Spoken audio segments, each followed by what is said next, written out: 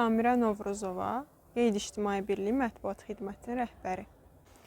Azərbaycan Respublikasının Mədəniyyət Nazirliyinin elan etdiyi qrant müsabiqəsi çərçivəsində 192 təşkilat qrant müsabiqəsinə layihə vermişdir və həmin layihələr çərçivəsində 29 layihə qalib olmuşdur.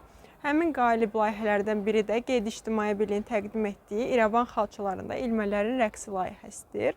Həmin layihə çərçivəsində biz 40 dəqiqəlik film ərsəyə gətirmişik öz yaradıcı heyətimizlə və onu da xüsusilə qeyd etmək lazımdır ki, filmin İrəvan xalçaları haqqında olması heç də təsadüfi deyil.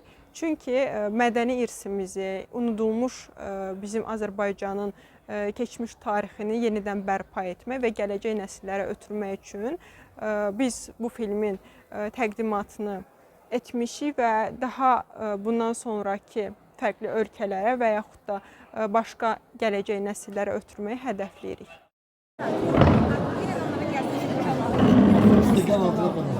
Çok güzel bu. Ben sana bir şey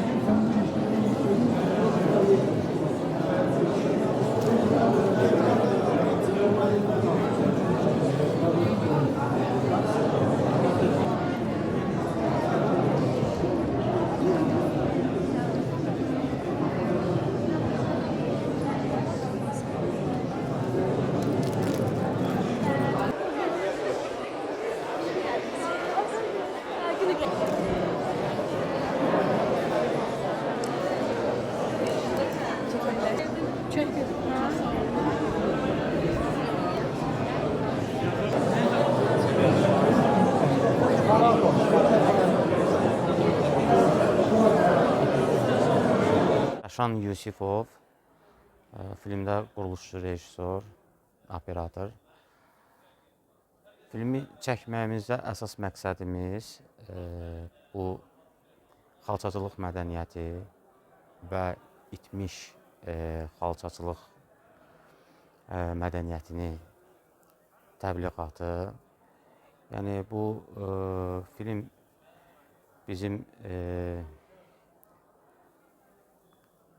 İrəvan xalçaları haqqındaydı ən əsası. İrəvan xalçaları çünki çox qədim tarixi olduğu kimi, həm də bəzi orada məqamlar var ki, onlar unudulur və biz də bunu bu filmi çəkməkdə məqsədimiz odur ki, bu həmən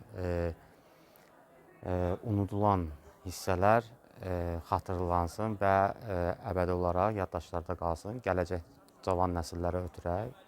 Çünki bu bizim irsimizdir, bizim mənəvi mədəniyyətimizdir.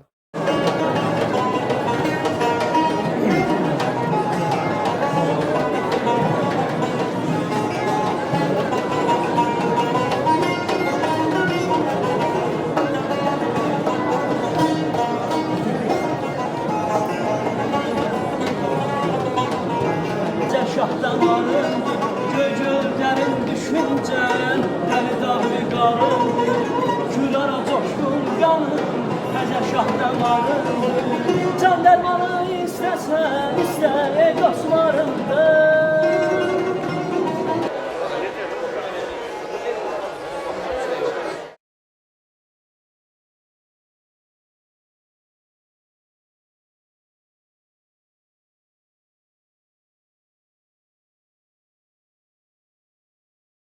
İctimai Birliği təqdim edir.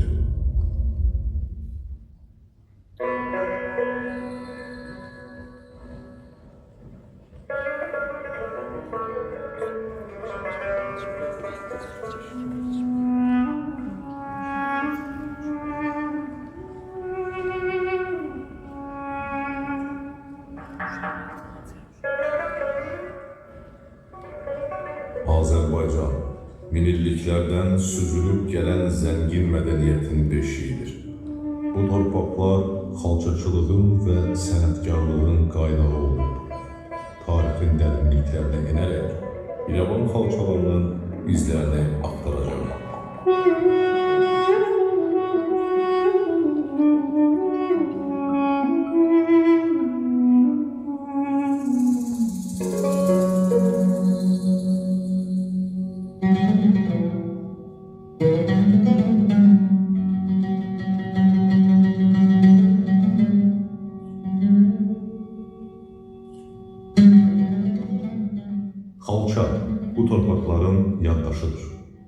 ilmə, hər naxır bir dastan danışır.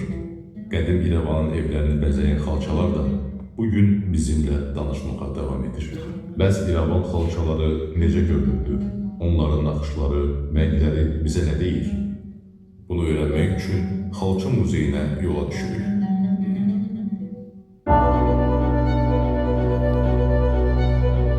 Bura Azərbaycan Xalça Muzeyidir. Əsrlərin mirasını yaşadan məkandır.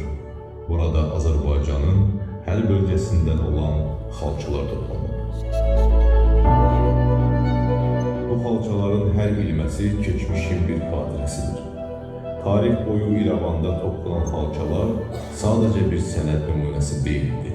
Onlar bir xalqın kimliyinin ifadəsi idi. Azərbaycan tarixi çox qədim dövrlərə gedən çıxan bir bölgədir, bir ərazidir, bir məmləkətdir. Bu bizim doğma diyarımızdır. Azərbaycanda böyük bir mədəniyyət formalaşıb, bu mədəniyyətin əsasında xalça mərkəzi xarakter alır və Azərbaycan xalçasını biz ana bacılarımızın toxuduğu bir xalçalarını kişilərin də, gənclərin də, deməli, məsələn, keçəsi sənətkarlar olur. Keçəçilik özü də xalçaçılığın bir hissəsidir. Hətta həsirçilik də xalçaçılığın ibtidai, deməli, hissəsidir. Burada həm kişilər, həm qadınlar iştirak edirlər. Amma son 300-400 ilin içində biz əsasən ana bacılarımızın, nənələrimizin qoyduğu və ortaya qoyduğu sənət, toxuculuq, deməli, növü kimi xalçada, deməli, onları əsas götürürük. Bəli, bu xalça analarımızın, nənələrimizin barmağının izlərindən əmələ gəlir.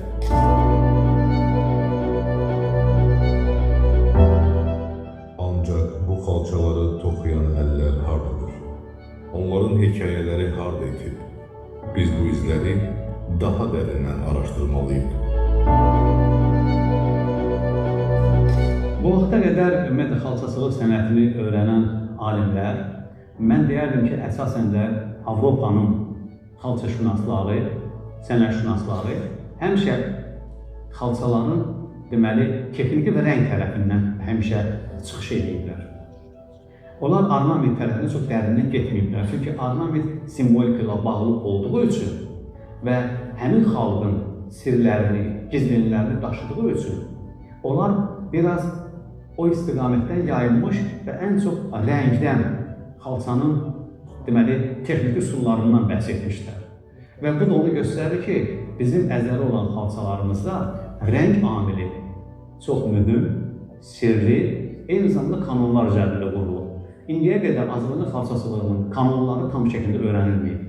Mərhum Lətif Kərimov, deməli, Azərbaycan xalçaçılığını ümumilikdə bir məhkum olaraq 7 kanon üzərində, yəni 7 rəng üzərində qurulduğunu isbatlayıb. Amma araşdırmalar, məsələn, mən öz araşdırmalarımda Azərbaycan xalçaçılığını əsasən də o bölgənin, yəni Qərbi Azərbaycan, Zəngəzur, İrəvan və Göyçə bölgələrinin xalçalarını, deməli, cütlü və təkli rəng sistemində görmüşəm. Bu nədir? Cütlü rəng sistemi biraz palazlara xarakterikdir. Amma cütlü eyni zamanda 2 rəng, 4 rəng, 6 rəng, 8 rəngdən istifadə olunaraq toxunurdu.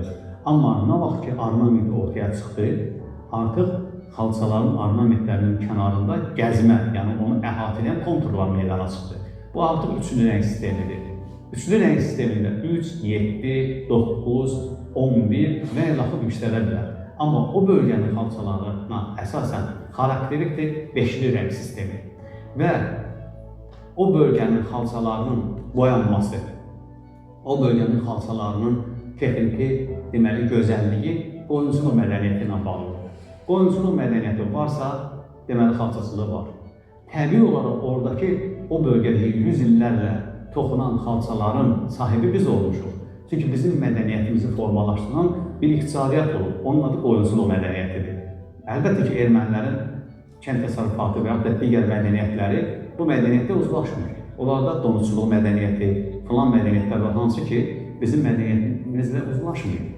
Bu baxımdan o bölgənin qoyunçuluq mədəniyyəti qədim bir qoyunçuluq mədəniyyəti olub. Orada əldə edilən iplər parlaq, uzun lifli qoyun cinslərində istifadə olunub. Hətta mən deyərdim ki, bizim əzəli Qarabağ qoyun cinsi, hansı ki, o Qarabağ qoyun cinsinin təsiri hətta Türkiyəyə qədər gelib çıxıb. Hətta Sivas qoyunları belə, Şirvan qoyunları belə Qarabağ qoyun cinsindən mayalanıb inkişaf edib.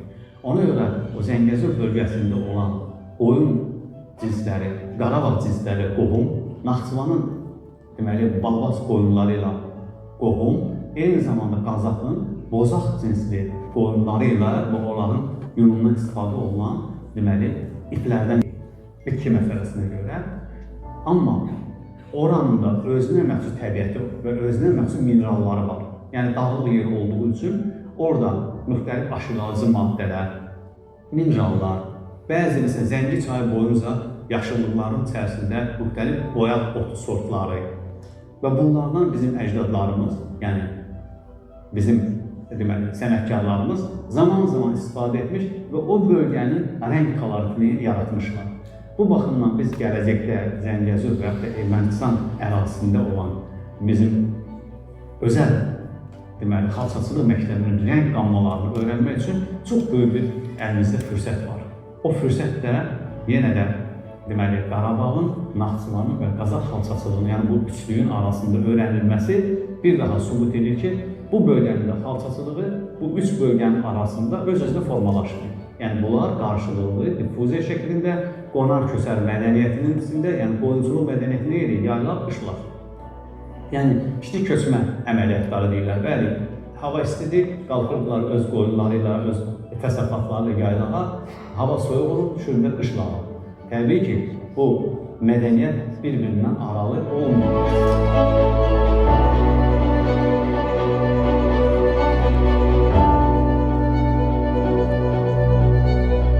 Gözəllik harada toxunurdu? Onun izlərini ətraf dağlıq ərazilərdə axtaraq.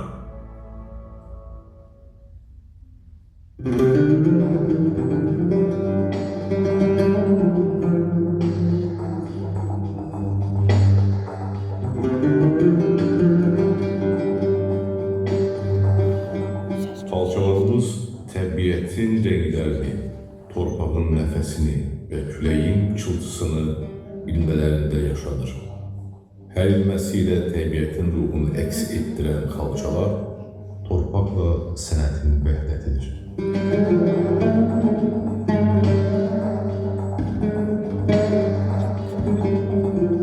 Zaman keçdikcə İrəvanın bu çaydaşlarından hazırlanmış hasarları öz möhkəmliyini qoruyub saxlamışdır.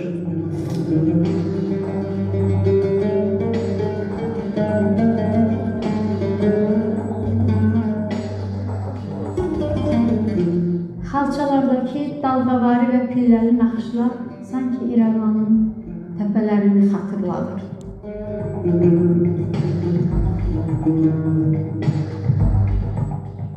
Bu sökülmüş daş divar mən keçmişimə apararaq uşaqlığımı xatırlatdı.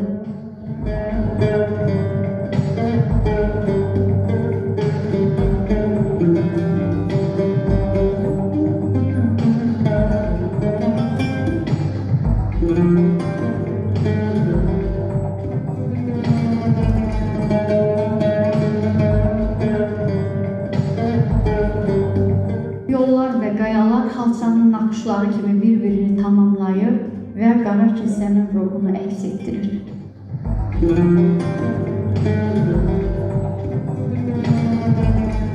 Xalçalarımız təkcə gözəllik deyil, eyni zamanda keçmişdən gələcəyə uzanan bir yaddaş xatirəsidir. Hər ilmə, nəsillər boyu qorunub ötürülən mədəniyyətimizin və kimliyimizin susmayan səsidir.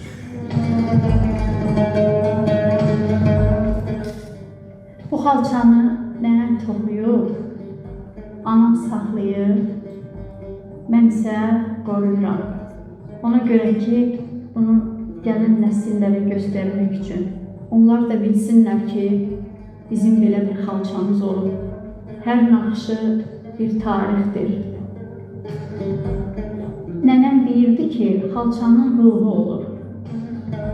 Mən də bu xalçanı qorumuşam ki, hamı bilsin ki, biz burada yaşamışıq, yaratmışıq, iz qoymuşuq. Ümumiyyətlə, xalçaçılığın özü bir növ mifik bir sənətdir. Əslində biz toxuculuq ip mədəniyyətini öyrənəndə görürük ki, xalçaçılığın daxili aləmi, yəni orada artıq hörmə varsa, orada keçirmə üsulları varsa, bu sanki insan taleyini hörən və insan taleyinə bir sistem verən sənət növüdür. Biz qorxudnamələrdə istənilən boya baxsaq, yəni kitab-ı qorxuda biz bunu yaxşıca izləyə bilərik.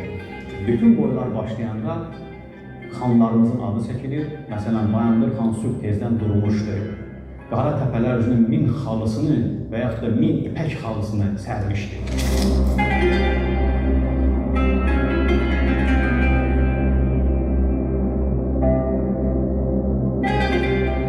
Bayandur xanın mirası kimi xalçalarımız da yalnız bir sənət əsəri deyil, eyni zamanda Türk ruhunun ilmə toxunmuş tarixi yaddaşıdır. Hər naxışında bir dastan, hər rəngində babalarımızın iz qoyduğu böyük bir mədəniyyət yaşanır.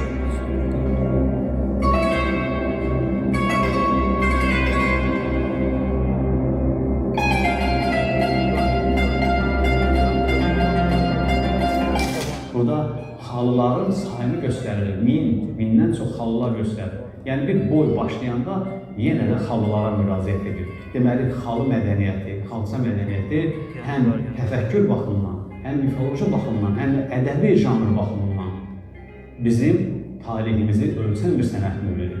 Biz bu sənətin dərinliklərini öyrənmək üçün təkcə xalçanın özündə yox, onu həm də ədəbi mühitdə, həm mifologiyada, həm etnoqrafiyada, həm musiqidə, həm folklorda da axtara bilərik.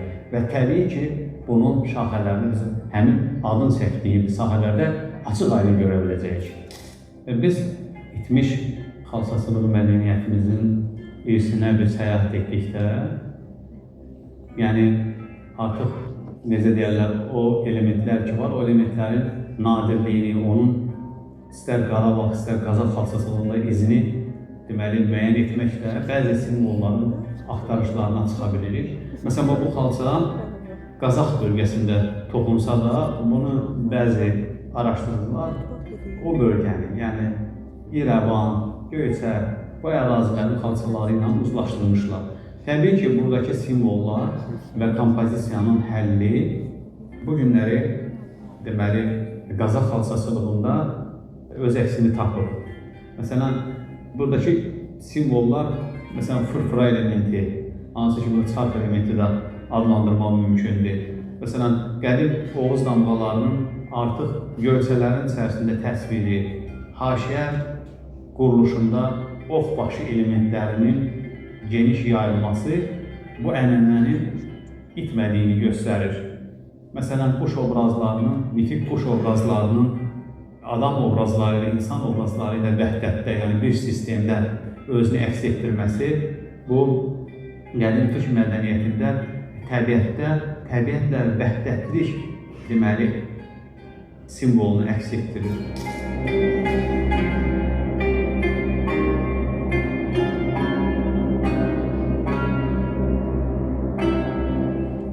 Xəmsə necə sözləri bir-birinə ilmək kimi hörüb mənaya çevirirsə, xalçalar da naxışları və rəngləri eyni ahənglə birləşdirir.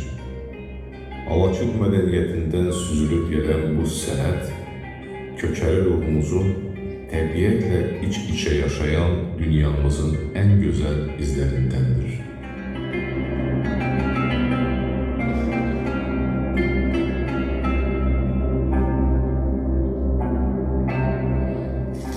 Xalça sənətinin mahiyyətindəki dərinlikdə Azərbaycan xalqının xəmsəsi var. Xəmsə nə deməkdir? Yəni beşlik deməli sənət, 5 sənət növünün xüsusiyyəti xalçada birləşə bilir. Bu nədir? Bu bizim ən qədim daş abidələrimizlə birlikdə memarlığımızdır, yəni bizim evlərimizdir. Bizim evlərimiz təbii ki, çadır və deməli, alaçıq mədəniyyətindən gəlir. Yəni, bizim həyat tərzimiz kiçik qonar-köçər mədəniyyətinə aid olduğu üçün bizim çadır mədəniyyəti dərin bir mədəniyyətdir və eyni zamanda bu mədəniyyətin digər növü isə memarlıq abidələri idi. Əlbəttə ki, daş abidələri də biz bunu daxil etmədik. Əlbəttə ki, xalçalar bu interyer üçün, yəni oradakı yaşantı üçün nəzərdə tutulurdu. Bizim xalçalarımız və bizim xalçalarımızda olan sistem poetik, bizim xalqımızın poetik sistemi də tam üst-üstə düşür. Bu günləri, məsələn, biz xalçaçılıqda qafiyələnmə, ornamentlərin qafiyələnməsi prinsipləri var.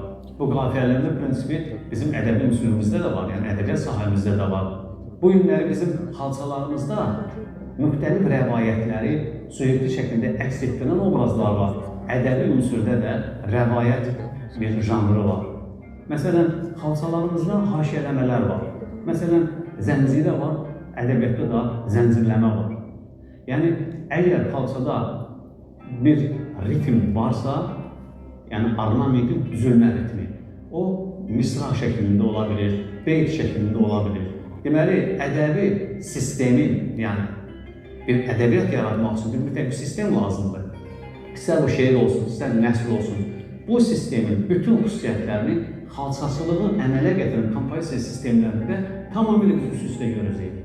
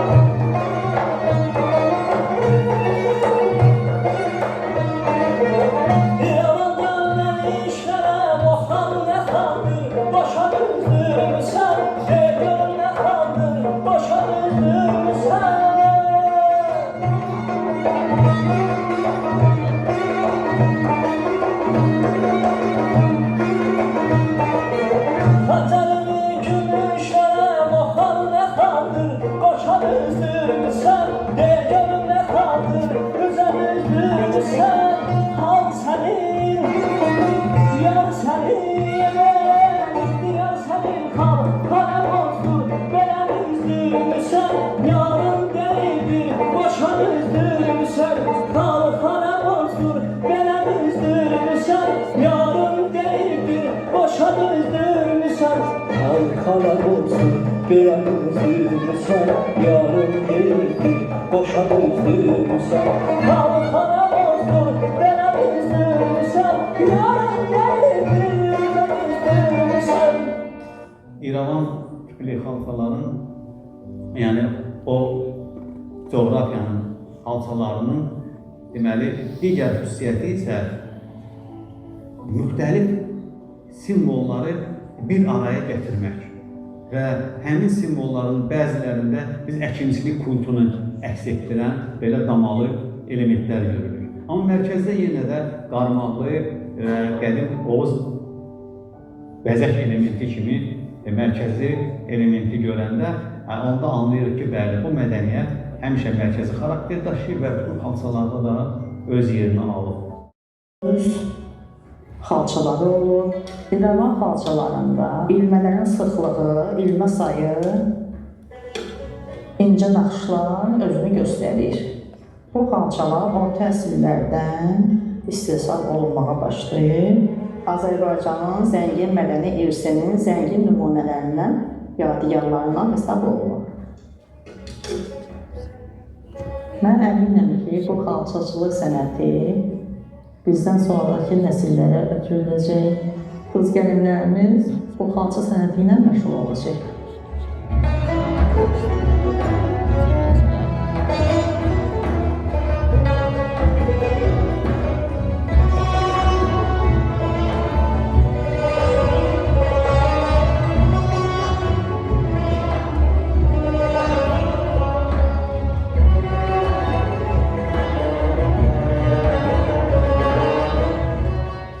Xalça naxışlarının yaranması prosesi təbiətdən qaynaqlanır.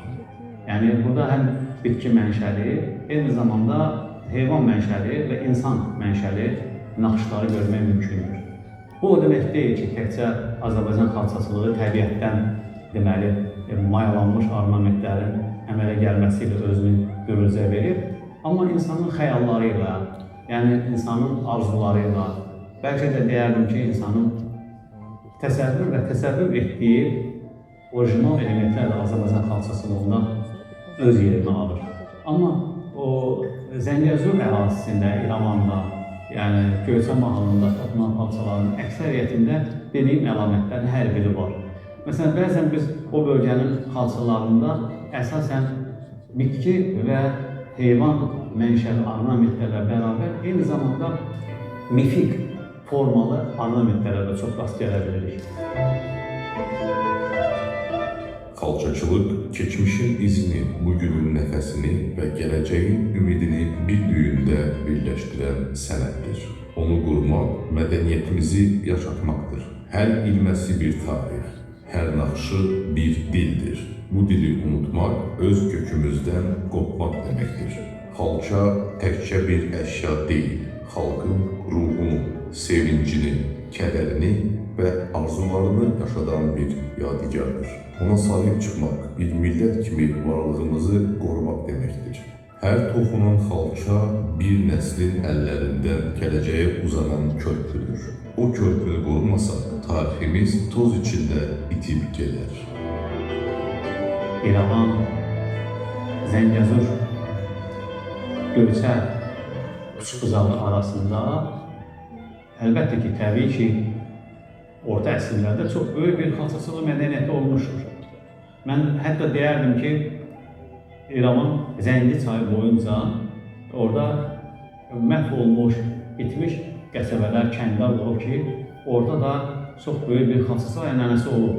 Məsələn, İrəvan xalçaçılığı təbii ki, Səfəvilər dövründə daha çox çiçəklənmə dövrü keçirdi və İrəvanqulu xanın o şəhəri salıb inkişaf etdirməsi, sənətkarlığın inkişaf olunması, eyni zamanda orada sənətkarlığın təkcə o mühitdə yox, onun böyük bir ticarət qovşağına qoşulması prosesləri oldu.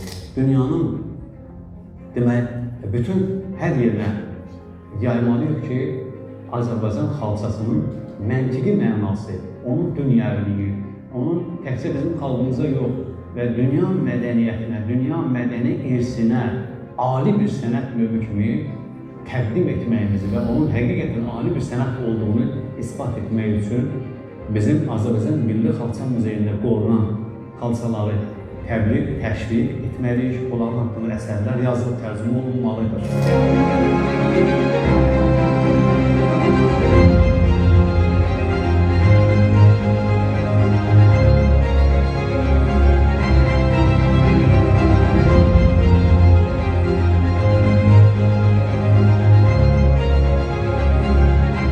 Azərbaycan xalçası torpağımızın naxışı, alovu isə ruhumuzun sönməz işığıdır.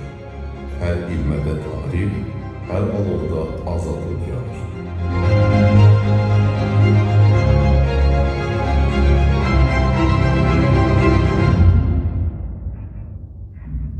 Bu toxunuşlar Azərbaycanın tarixi, səsi isə onun mədəniyyətidir.